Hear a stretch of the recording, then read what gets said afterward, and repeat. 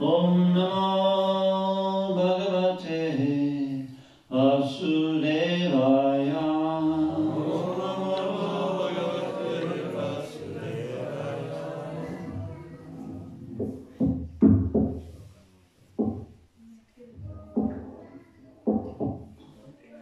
So read from Srimad Bhagavatam, Canto 1, Chapter 2, text number 15.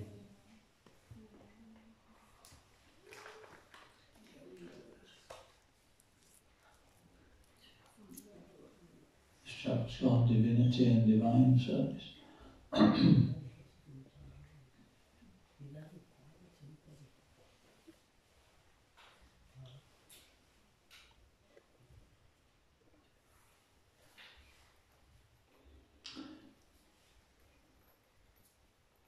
Yad unadaya sina yuktaha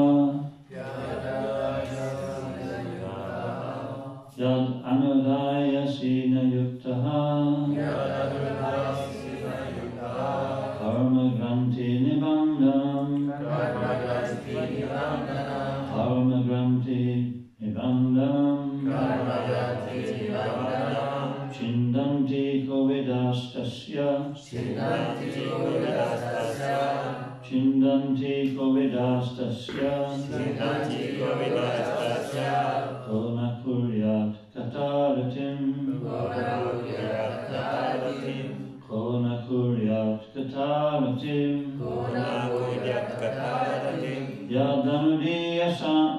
Yad anudaya sina yuktaha Karma granti nibandhanam Chindanti kovidastasya Kona kuryat kataratim Yad unadaya sina yuktaha Karma granti nibandhanam Chindanti kovidastasya Kona kuryat kataratim Yad unajaya sina yuktaha Karma granti nibandhanam Chindanti kovidastasya Kona kuryat kataratim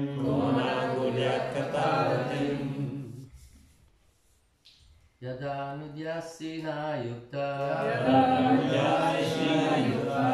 Karma granti nibandhana Chindanti kovidastasya Kona kuryat kataratim Yadanudhyasena yukta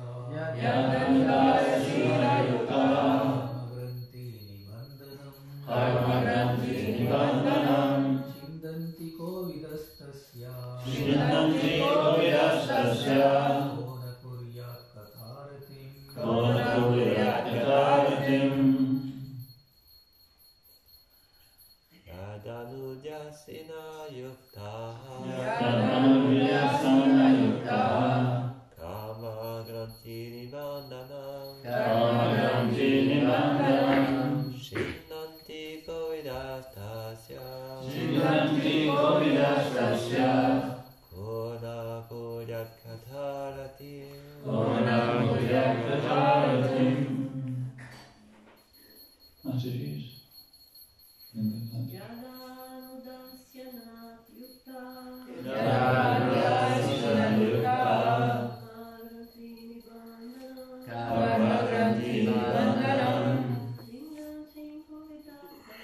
Chindanti kovidastasya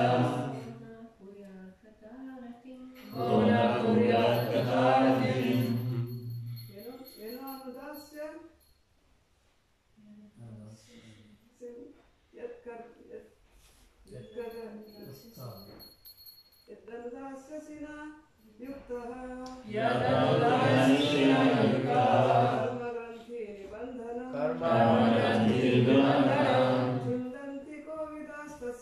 Chindanti kovidastasya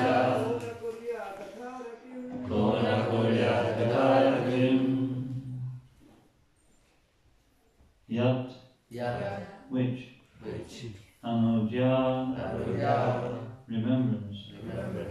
Asina, sword. Yuktaha, being equipped with. Karma, reactionary work. Granti, not. Nibandanam, internet. Chindanti, cut. Kovidaha, intelligent. Tasya, his. Kaha, who. Na, not. Kuryat, shall do. Kata, messages. Kritim, attention. Translation. With sword in hand, intelligent men cut through the binding knots of reactionary work, karma, by remembering the personality of Godhead. Therefore, who will not pay attention to his message? In response, please. With sword in hand, intelligent men cut through the binding knot of reactionary work.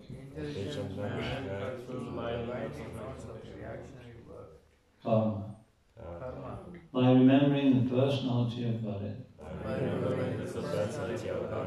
Therefore, who will not pay attention to his message?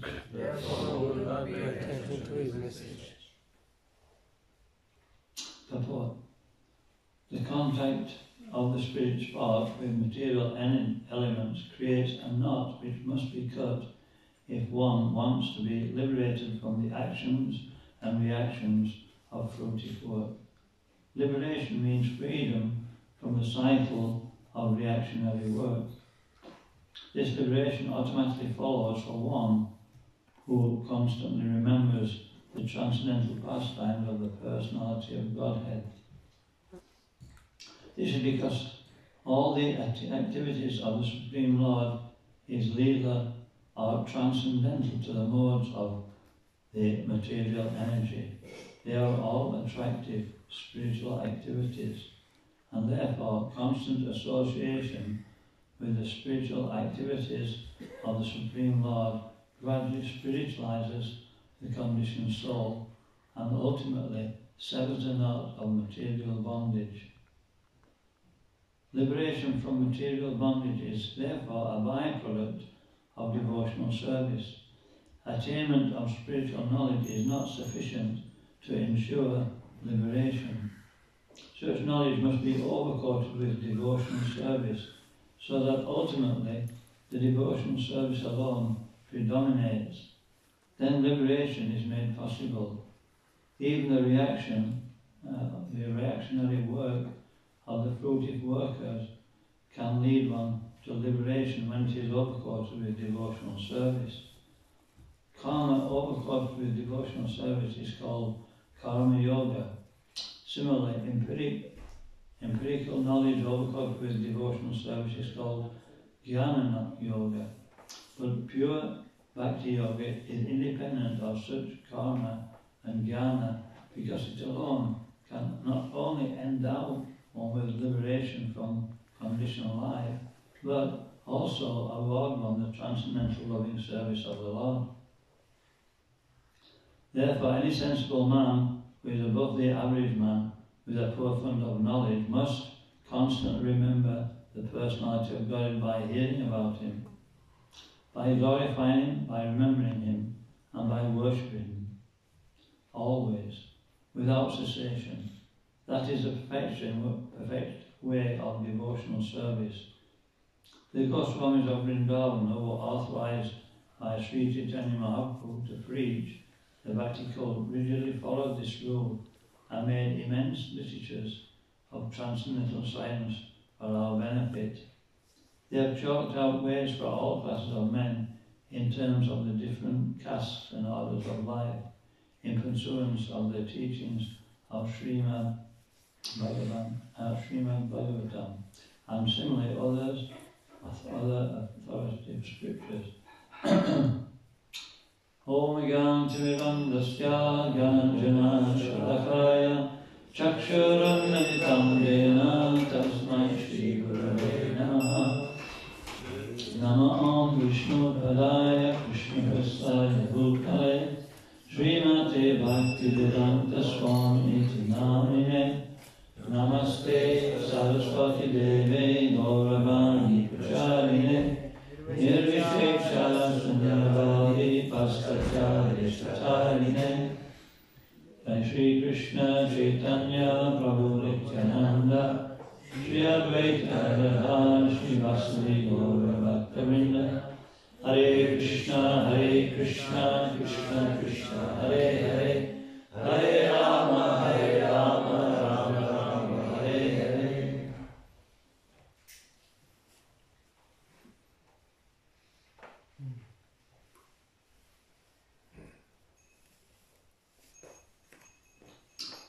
So, in the last verse, it explained how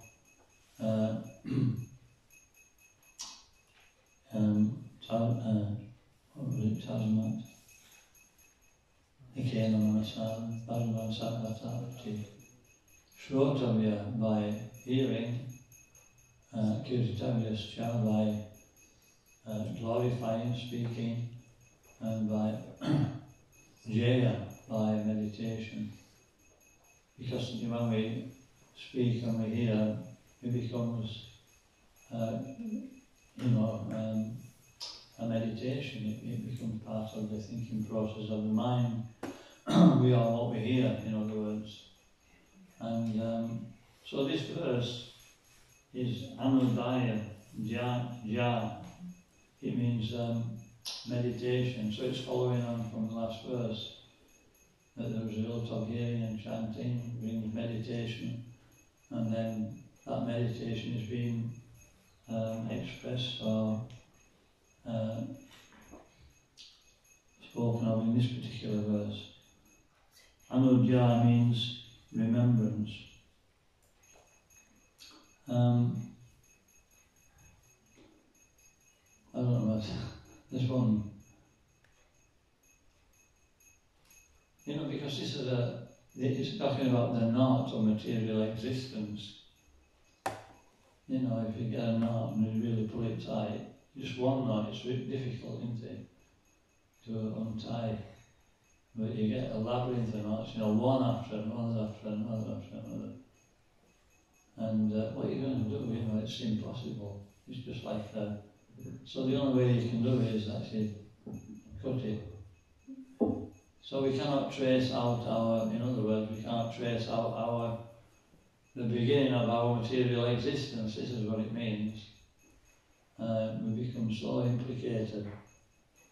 And it usually gives it, the example of the brahmachari with the coping, he goes to take bath and, he hands his coping up. When he comes out, a mouse has chewed it. So, he's not very pleased about that. So he gets a cat, to get the mouse, and he gets a dog to get the cat. He gets a cow, to get milk so he can feed the cat. And then, he needs somebody to look after the cow while he does his, work. So then he gets married. And like that, this material existence is like that. There was one singer, I won't mention his name in Bhagavatam class, but he used to sing one song, I don't know, and it was more or less saying the same thing in material terms. I know, it was a song, I know an old lady who swallowed a fly. Does anybody remember that song? I don't know why she swallowed a fly, perhaps she'll die. I know an old lady who swallowed a spider. She swallowed the spider to catch the fly. And then I know an old lady who swallowed what catches a spider? I know an old lady who swallowed a bird. She swallowed the bird to catch the spider. She swallowed the spider to catch the fly. I don't know why she swallowed the fly. And then eventually it comes up to a horse. I know an old lady who swallowed a horse She's dead, of course. So it's like that, you know.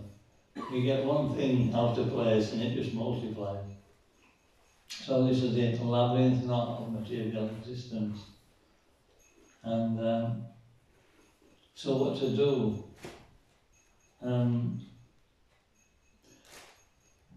We have to take shelter of Krishna ultimately. This is the only way. There's one verse in the Srimad Bhagavad Gita tells us how we can. It's called the peace formula. I think everybody knows the peace formula, right? Yeah. What's the peace formula? Bhaktaram Bhaktaram Yagistapasam Sarvalokamahetnam Suridam Sarvabhutam Yatma Mam Shanti Mrishti. Shanti, everybody wants Shanti, yeah? They say at the end of the year, Shanti, Shanti, Shanti. Because, you know, that's what people like, they want peace. They don't say, you know, what's the word for service? Seva. I won't say that one. Well, that's more better than Shanti. And so, you know, Bhakta, Christians, don't understand Christians are an enjoyer of everything. We really get fired up about that, don't we, you know? We may not be so fired up. Christians are an enjoyer, and we want to be an enjoyer. So this is one of the things that helps us to find peace. And Krishna is the master of all planets and demigods, is the control of everything. So, you know, it helps us to surrender, but it's like, it's not really coming from the heart, you know what I mean? But the last one is that Krishna is the Suridam Salbhutanam, he's the well-wishing friend in everybody's heart. Now, that's something we can actually relate to, that he's a friend in the heart. Maybe you can relate to all three, but I find that anyway, that this one where there's a friend in the heart, it really is, you know, it's really something we can work on. What kind of friend is it? Surit. Surit means the heart. But there's also other friends, there's Bandhu. Dina Bandhu, Krishna's a friend of everybody, all fallen souls. Dina Bandhu. So this is general friendship. You know, we can have general friendship. What can you say, like, we're friendly with the police force. You know, it's not like that we want necessarily to be so friendly, but if we're not, then, you know, we can. It's that kind of, it's like a very limited. It's sort of official friendship, isn't it? I'll officially be your friend, but you may not want to be that person's friend, you know. So Krishna's not like that. What's the next one? Maitra, isn't it? What? Maitra. This means that social friendship. You know, it's so and so's wedding this weekend. You know, you've got to go, right? If you don't go, then that's, you know, you've made an enemy for the rest of your life. You know, so many social friendships. So, okay, this is like also a duty. And actually Krishna feels it's his duty to reside within everybody's heart. He's very attentive to doing his duty. That, you know, these are my parts and parcels. I have to actually look after them, I have to deliver them. So he resides in the heart, but not like that, actually. He resides in the heart out of affection. It's just like a father is affectionate to his son, right? And to his daughter. I know one senior devotee's father, his son went on, you know, travelling, and they didn't see him for almost a year. And when he eventually, you know, called them up, his father wrote him a letter and he said, "I'm always there for your son. Whatever you do, you can actually turn to me." So that's actually Krishna. People are doing so many unnecessary things in this world, but Krishna is always there in the heart. So this is a real friend. But how to take shelter of that friendship? This is a meditation, isn't it? This is what this verse is saying, meditate. So I put a few things down here. First of all, we have to find what we're saying that we can't meditate all day I'll try to meditate all day on Krishna within the heart. Yogis spend thousands of years trying to perfect that heart. So that it is a service, isn't it? We actually remember Krishna through the service. Even if we don't remember Krishna, we remember the service, and this is actually remembrance. But it's limited. It's limited to the bodily activities.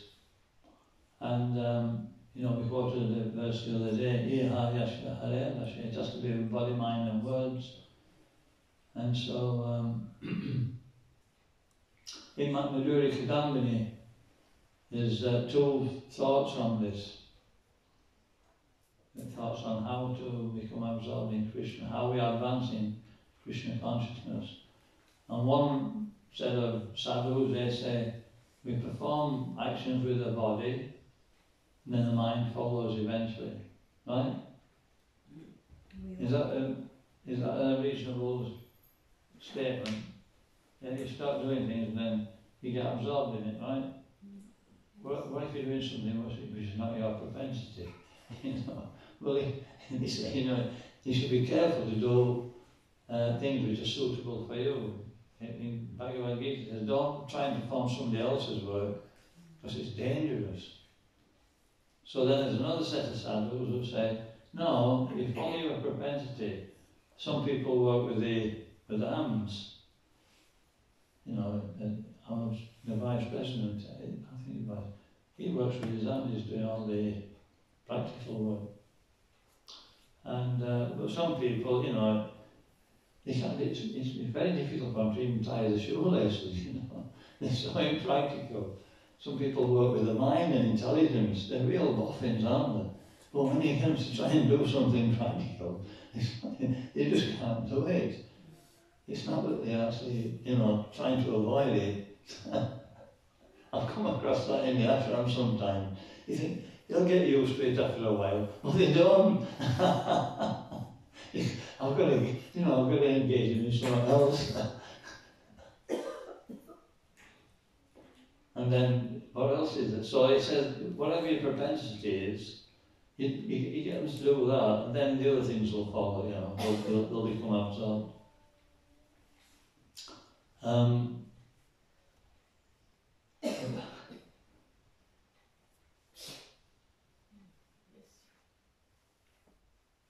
So this is one thing, is remembering Krishna, and first thing is propensity. What's our propensity? And the last one is association. We have service, association, come to remembrance. So we quoted a verse the other day, Maharaj quoted, in Prasanga Madhuraham Pasham Atmano Kavayo Vidu Se Eva Sadasu Jan Mokshidwala Apavritam. The association with material things, then this just actually increases our material existence. And association with spiritual things, which is like service we've mentioned, remembrance, and the sadhu, this brings spiritual existence. It can lead to the path of liberation.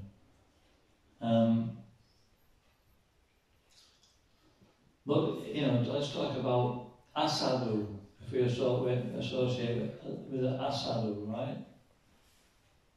And there was once, has anybody heard of, what do they call him now? A Greek philosopher, they call him, starts with S. Socrates.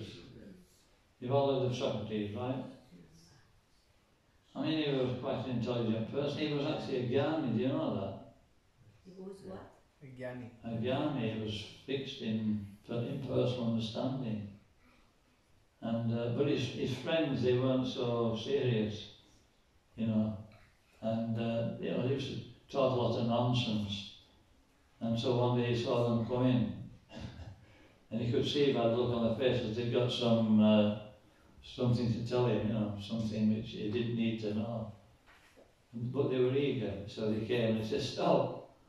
He says, "Before you speak, what you're going to tell me," he says, "will it do me any good?" And they looked around and they thought about it and said, "Not really." He says, "Okay, same question. Is it true what you're going to tell me?" And they looked at one another and said, "Well, we're not really sure." And the last one, he says, I think it was, anyway, he gave a third answer, and that one... Is that it one helpful? eh? Is it helpful? Is it helpful? Beneficial. Beneficial to others. Is it beneficial to others? To others. Is it beneficial to others? And they looked at one another and said, "No." So that's the kind of association we want. We become like our association. Show me a person's association, I'll show you the person. So we see the world through our mind, don't we? Everybody's seeing it different. Some people are always joyful. Some people, just say karma, they just see things. They laugh at anything, And then there's some people, it's very difficult to get them to smile even. So, it just depends on our internal... So this is where, meditation on Krishna is so important. And seeing Krishna as the friend in the heart, we said, didn't we? So, and this is our ongoing... it says in this verse that just by performing devotional service, we are liberated, right? Because the mind's absorbed in service. So this is the last word in this particular series of things we've gone through.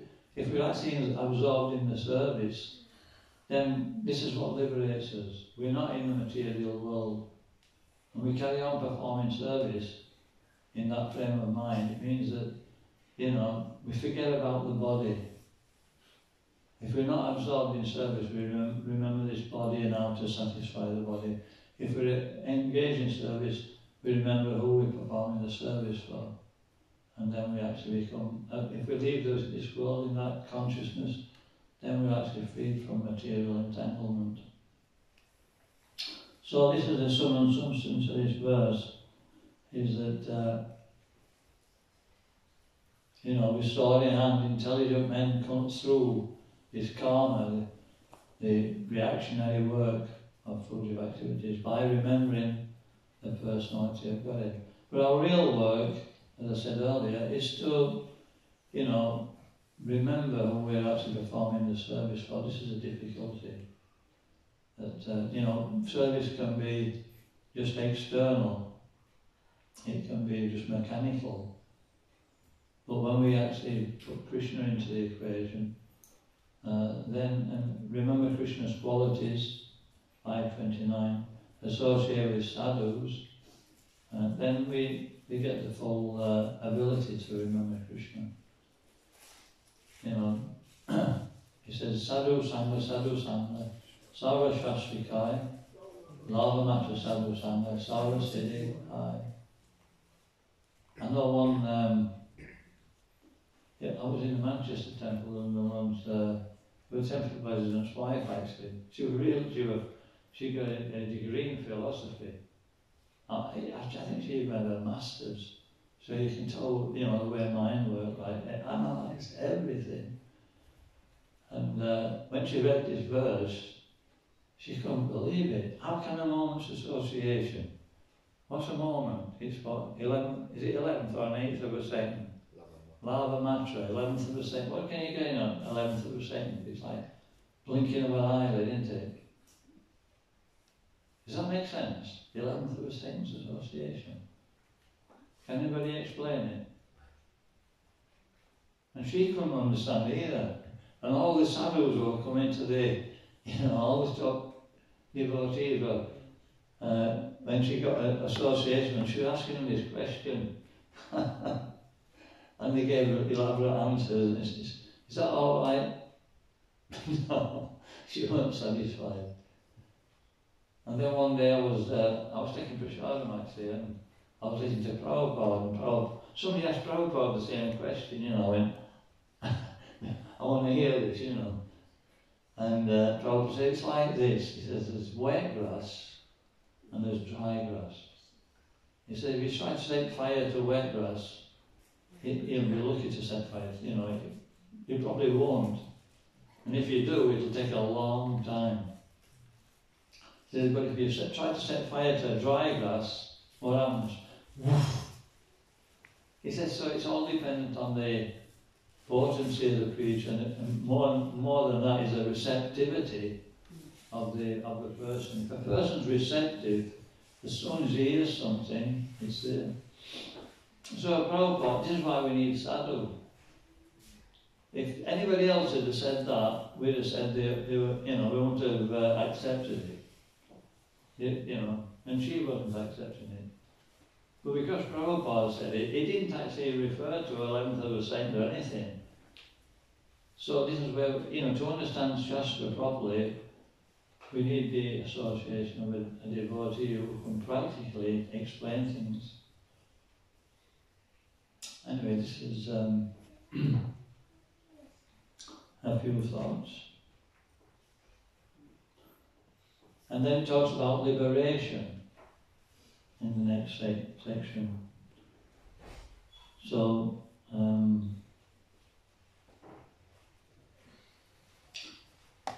there's mukti, ain't there?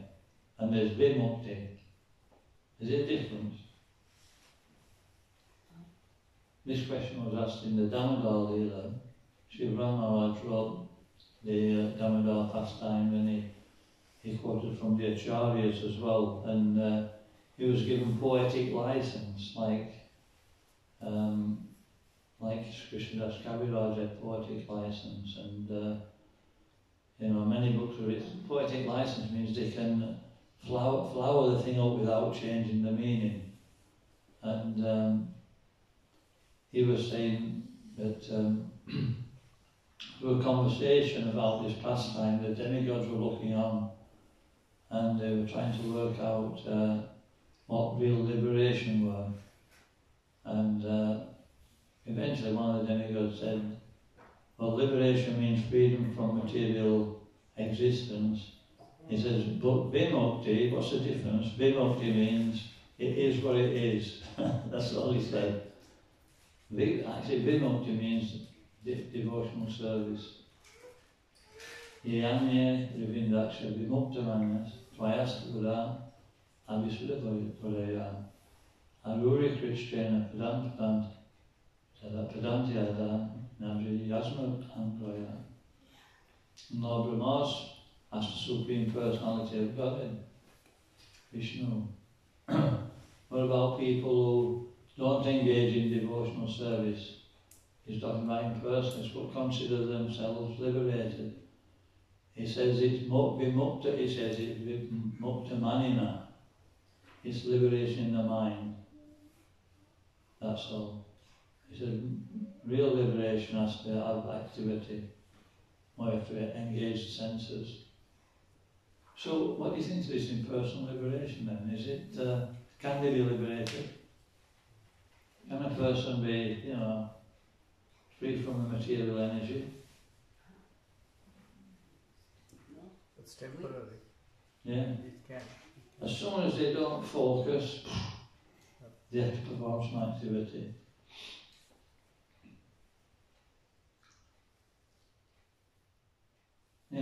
It's all just,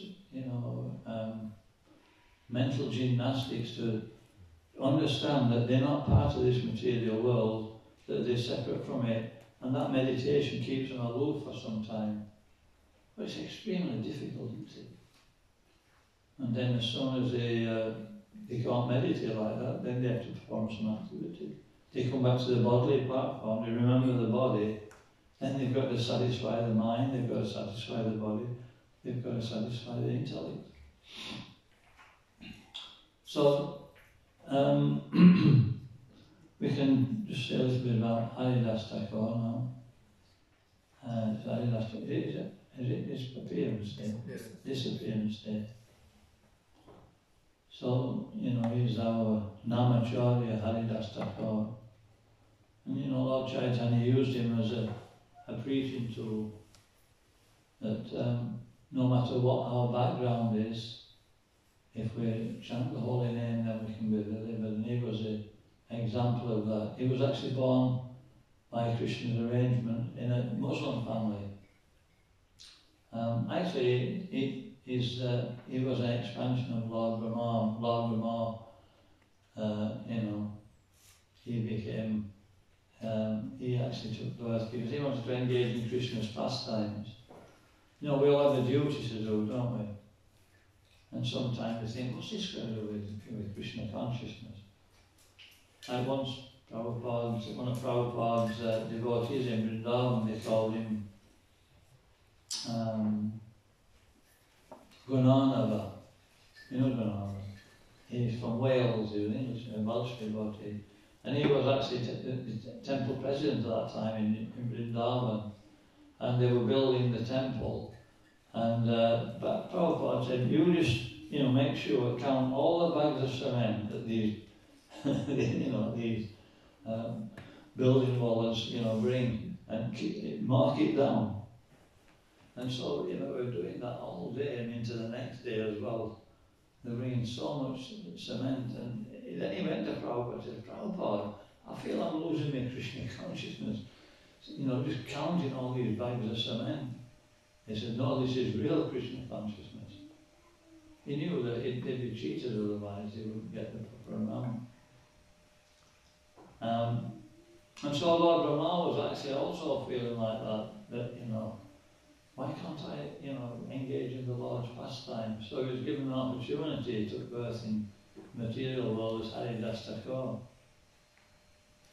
And by Krishna's arrangement, he took birth in a Muslim family.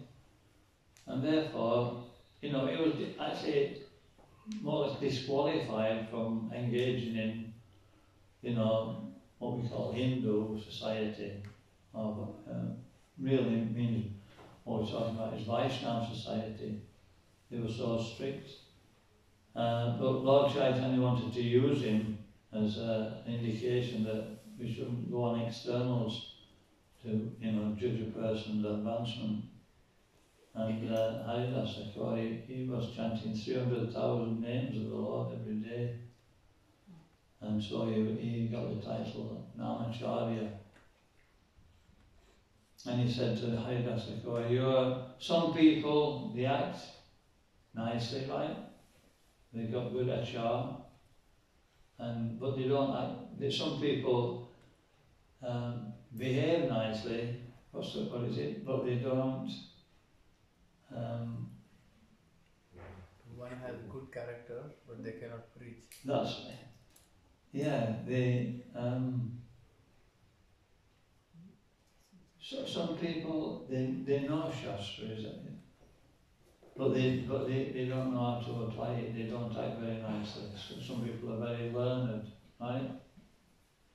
And then there's others who act nicely, but they're not very learned in Shastra. He says, but you do both. So this is what a devotee should aim for, that, in devotional service. There was one devotee actually in Ireland. We're just going up Haridas Thakur for a bit, but it's just emphasising how Haridas Thakur was actually exemplary in both understanding the process and applying it. There was one devotee I spoke to just a few weeks ago in Ireland, and he came across on the boat, and I was chanting around on the jetty, this is at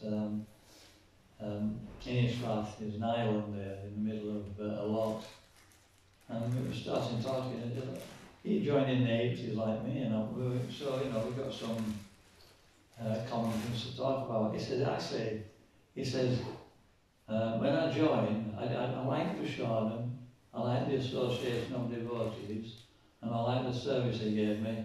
He said, so I didn't read the Bhagavad Gita for 17 years. For 17 years, just the service alone, you know, it was acting nice, but he didn't really understand the philosophy so well. And then one day he thought, maybe I should read Bhagavad Gita. Amazing.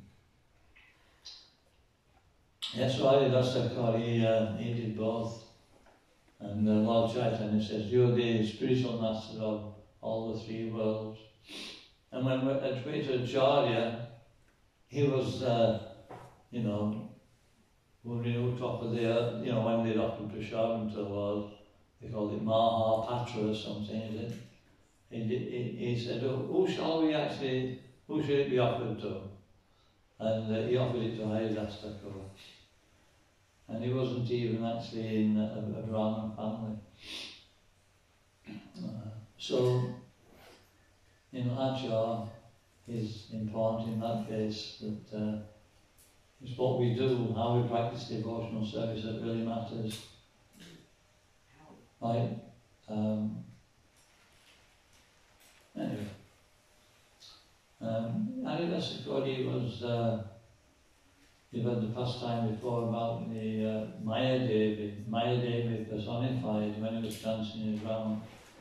She appeared before him in all, feminine poses, and she couldn't actually, and he just said, actually there was twice it happened, wasn't it? There was once with a prostitute, and once with Maya Devi. When with a prostitute, he stopped his chanting and says, I'll fulfill your desires, but I haven't finished my quota of chanting today, so please wait till I finish my quota of chanting. And so he carried on chanting, and this prostitute, well into the night, and then she became, then she went away, and she came back the next day, and he said, I'm sorry, yesterday I couldn't finish my round, but today I'll definitely finish and I'll fulfill your desire. So he was chanting into the night, the same thing. And she was listening, and she was, starting to chant along with him. And then on the third day, same thing. And at the end of the third night, she actually completely surrendered to Haridasa. Not long, 3 days. Hey? 3 days, it's not. Not She long, was is it? fast. This is power. This is the power of Haridasa Thakur. Yeah. She was very fast. Yeah, they were good rounds. So if you chant good rounds, it's like the difference between black and white. If you don't chant good rounds, it's like, nothing seems to work. Even the simplest thing becomes difficult. But if you chant good rounds, sometimes things just fall into place.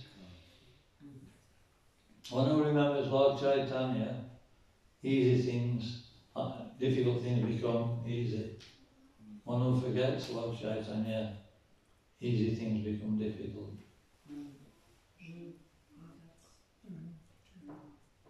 And there's another pastime where Ramachandra Khan, he I don't know where he was actually, but he wasn't back to that, and he became a little envious of Haridasa. He was against, he was honoured everywhere he went. He was held in high acclaim because he was known to be a great sadhu. And he challenged him. He said, "This chanting, it's nothing compared to the philosophy. We should read philosophy, and this is how we become liberated." And Haridasa said, "No, we can become liberated just by chanting the holy name." And Ramachandra Khan said, "If that's not true, if that's proved not to be true," he says, "your nose will fall off." Your nose. I mean, that's a big effort, isn't it? And some time later, this Ramachandra Khan nose actually melted away. So, anyway, if we want to chant good rounds, we can always pray to Haridas Thakur to help us to do that on this auspicious day especially. When he left this world, you know, he was trying to chant his own, but he was so weak he could hardly do it. And Lord Chaitanya says, Haridas, you've been chanting 3 lakhs of names, you know, for years. He said, you know, you don't have to chant anymore. And so Haridas Thakur, he eventually, you know, he said, I want to chant, I want to leave my body chanting and looking at your, you know, your beautiful face. And that's what happened. Lord Chaitanya put his feet on his heart, and Haridas Thakur left his body like that. Mm. And then he picked Haridas Thakur up and he started dancing with him. And then it was on the Puri, wasn't it? On the seashore of Puri, they made a samadhi and they Haridas Thakur. So that's what we want. We want to, you know, in the army say, I want to die with all the cowboys say, don't they? I'll die with my boots on. So what's our boots is dying with the holy name. If you can do that. Actually, I heard, well, it was from a reliable source, I'll say it. And it's Jayarita Maharaj, he said to Kanamakana Maharaj, when he was, you know, became really weak, he said, you don't have to chant anymore. And Kanamakana Maharaj said, oh Maharaj, don't give me an instruction like that. He says, this is my only joy in life. He was so determined to carry on. So we need to become attached like that. Kanamakana Maharaj, when he came to the manor, I don't know what his schedule was elsewhere, but he used to take rest at about 7:30 at night and get up at 1:30.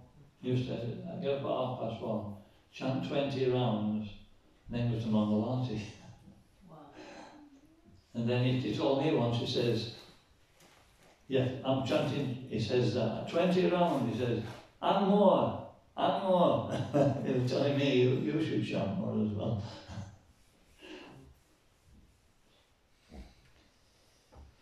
Okay, so any questions or any comments on this? Just was Gopal Chakravarti who challenged Haridas Thakur, whose nose fell off. Gopal Chakravarti, yeah. Yeah, Ramachandra Khan, well, he's the one with Srinivasacharya, wasn't he? Ramachandra Khan was the one who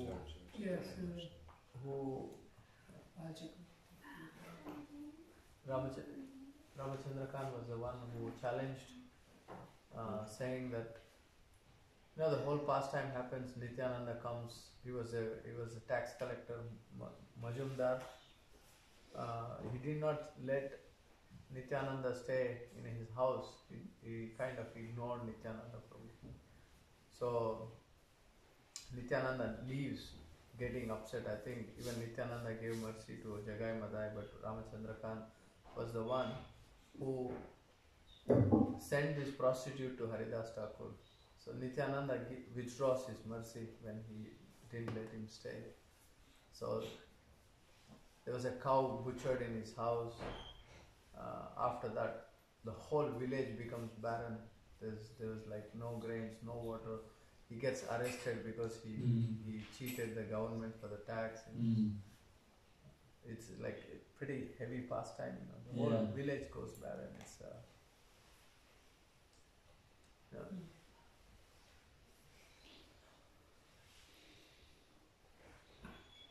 Okay. I have a question. You talk, I always have a little challenge understanding these things of service, the service part. When you do service, you do the service for others, so this thing is dangerous because you need to do your service well. I get confused about this. in terms of what does that mean, your own service, and not do more for others, then you get in trouble somewhere. This seems to be very important, but I heard it a lot, but I don't get the depth of what that means. Yeah, you just do what the temple president said. Pardon? No. I didn't understand, I didn't hear what you said. Anyway, the thing is that we can do a little bit of everything. If we're a little bit of an entrepreneur, some people can do a little bit of this, a little bit of that. But we have some propensity, innate propensity, don't we? Which we like to do to some degree, and we're pretty good at it. And so, it says to do another service is dangerous, means that, you won't be able to maintain it. In that sense. You can maintain something you've got a natural propensity to do, because, like Arjuna on the battlefield of Kurukshetra, Krishna said, look, if you don't fight, you'll fight anyway later. You know what I mean? You won't be able to actually act as a brahman ongoing. It's suitable at this stage because you want to avoid fighting because it's a difficult situation. And so you want to act as a brahman. But you won't be able to maintain it. And then you'll fall down. You won't be able to do anything. So, it's best to do what we're good at. Like if Arjuna, it was difficult, if he'd have fought, and he did fight actually, then he's able to actually carry on functioning. But if we do something which is not really our propensity, we'll make a mess of it or something like that. And it'll be painful and it'll be difficult for us to practice devotional service because we won't be satisfied. And that'll affect us sadhana, it'll affect our meditation and everything. That's not very good. That's dangerous, isn't it? So in fact it's to find that, but when it's so much to do in place, like here for example, how do you get it to do and develop the part where you can blossom in your service and do the best, but in the same time it's 20 million things to do, and then create stress or burnout or... Well, there's emergency work as well. Sometimes we have to fill in and do what's necessary. I mean, we can do that for a short while. We shouldn't be... the devotee is prepared to do what's needed. But at the same time, he should have a regular service which he likes doing. And it takes time to find that. He may not come in, it's like me, I'm a bit of a jack of all trades, master of none. That's my nature. I don't go deep into things, but I can do it to some degree. But when I try to do it, I haven't got the mind to do that. It's too difficult. So you accept this fact and it's all working then?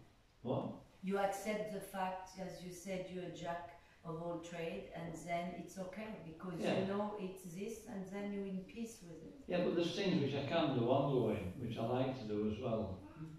And I'm finding that, just do them things. It's much easier. Okay. Thank you.